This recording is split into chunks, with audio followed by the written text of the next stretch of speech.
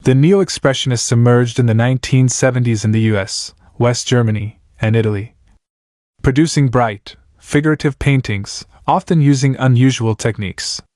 In the 1970s in New York, graffiti art thrived, and by the 1980s many of its exponents were exhibiting in galleries, rather than in the streets.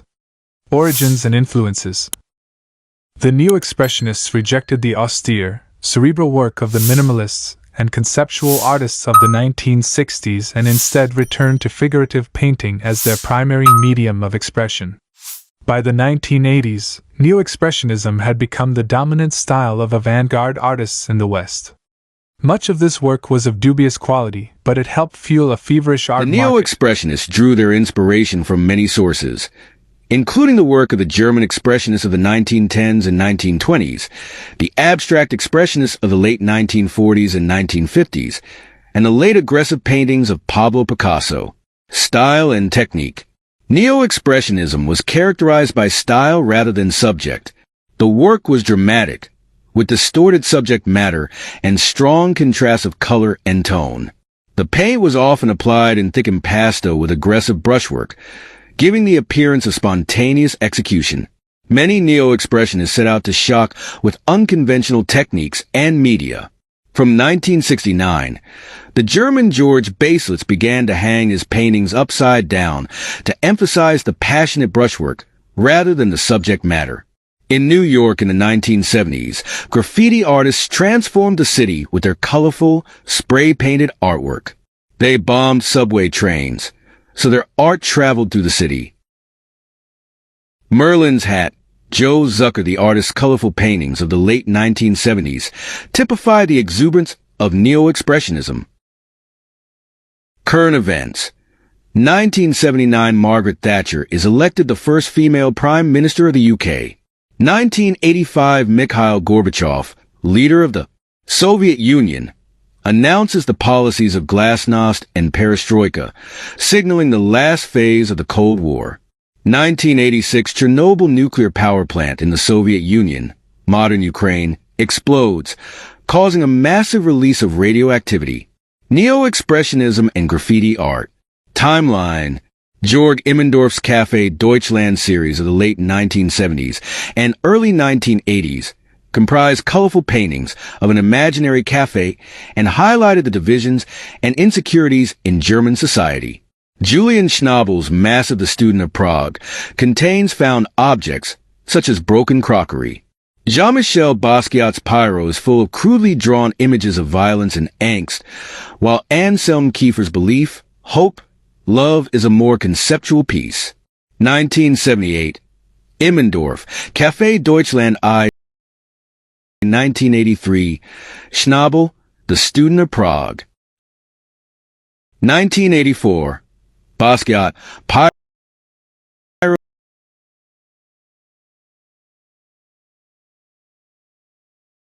Interpretations.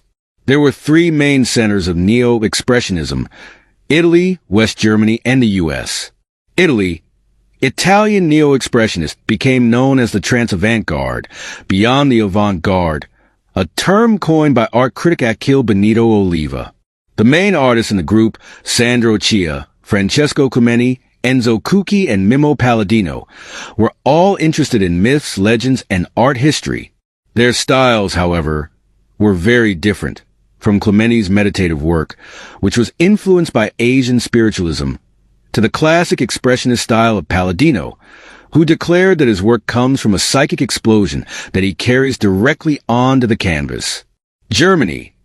The revival of figurative painting in Germany was led by Georg Baselitz in the 1960s and by Anselm Kiefer and Georg Immendorff in the 1970s. Kiefer's large canvases are now regarded as seminal early works of Neo-Expressionism.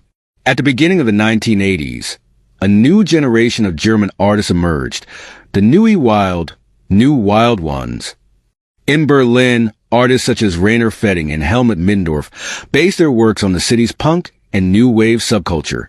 In Cologne, a group of artists, including Hans-Peter Adamski and Walter Dahn, rented a studio to make witty, ironical pictures. In Hamburg, Artists such as Albert Ehlen reacted against the era's political apathy and brash affluence. U.S. The American artists Julian Schnabel, Keith Haring, and Jean-Michel Basquiat made their name in New York. Haring and Basquiat started as graffiti artists, but when they began exhibiting in galleries, their work changed dramatically. Basquiat's paintings were highly emotional, full of violent brushwork, while Haring's work was playful, his bold designs equally at home on T-shirts as on canvases. These two artists followed in the wake of the Puerto Rican-born New York graffiti artist Lee Quiñones, whose 1979 exhibition at the Galleria Medusa in Rome introduced New York street art to the rest of the world. Untitled Keith Haring, the artist's mixture of doodle-inspired imagery and crude writing evolved from his work as a graffiti artist. 1982, acrylic on tarpaulin, Deichterhallen, Hamburg, Germany. Untitled, figure with raised arm. Georg Baselitz's Neo-Expressionism's characteristic energy and passion can be seen in Baselitz's crudely modeled and painted sculptures. 1982-84, painted wood, 253 by 71 by 46 centimeters, Scottish National Gallery of Modern Art, Edinburgh, UK. Georg Baselitz, Grossbaselitz, 1938. Georg Baselitz's work is raw, unsettling, and uncompromising. In both his painting and his sculpture, he uses a vigorous, even violent, technique to provoke visceral emotions in the viewer. In his early work of the late 1950s and early 1960s, Baselitz rebelled against the dominance of abstract painting, proposing in its place a very personal and expressive figurative art. This was often brutally erotic and apparently influenced by art produced by the mentally ill. His work was the antithesis of the detached work of the pop artists and minimalists who dominated the 1960s art world. For inspiration, Baselitz looked back to the rebels of art, the expressionists of early 20th century Germany and the mannerists of 16th century Italy. In the 1980s, he was widely acknowledged as a father figure of the Neo-Expressionist movement. Lifeline, 1965 studies at Villa Romana in Florence, and is inspired by mannerist paintings there. 1977 made professor of painting in Karlsruhe. 1980 shows at the Venice Biennale exhibition. His Nazi imagery causes controversy. 1983 teaches at the Hochschulbildenden Kunst in West Berlin. Two Mice and Woodman. This painting is one of 5 similarly sized paintings of Woodman. The series developed following the first appearance of Der Neue Typ, the New Man, in Baselitz's work in 1965. 1967, Oil on Canvas, Pinakothek Modern, Munich, Germany. Model for a sculpture. This is one of the first of Baselitz's monumental wood sculptures, in which he used axes and chainsaws to attain a raw, uncompromising look. Here, he shows a human torso, seemingly giving the Nazi Sieg Heil salute while rising from a block of wood.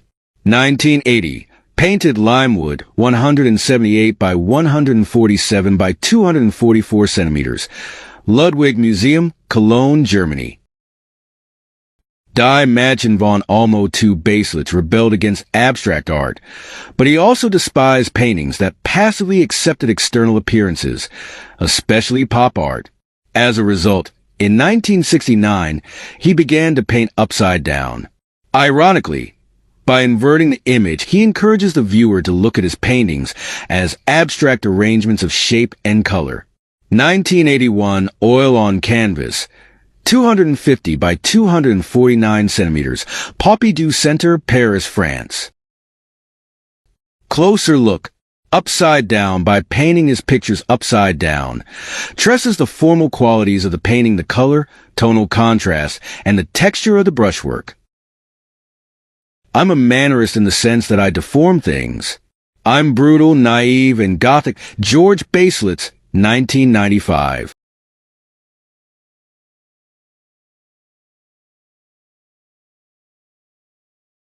Jörg Immendorff, Bibliothek Nürnberg, 1945. D. Düsseldorf, 2007.